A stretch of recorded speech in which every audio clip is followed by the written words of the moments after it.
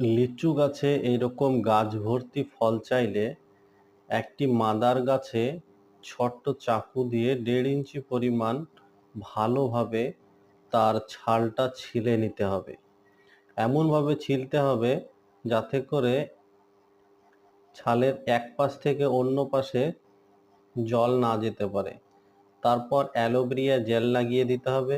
250 ml জল ধরা এরকম একটি কাপে ভিজানো কোকোপিট সেখানে জমাট ভাবে ভরে দিতে হবে, তার কারণ কোকোপিটে জল ধরে রাখতে পারে।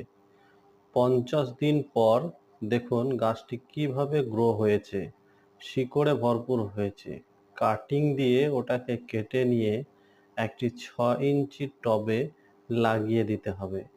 আশা করা যায় ইনশাল্লাহ 1 বছরের মধ্যে গাছ ভর্তি ফল আসবে। ভালো লাগলে অবশ্যই চ্যানেলটি সাবস্ক্রাইব করবে।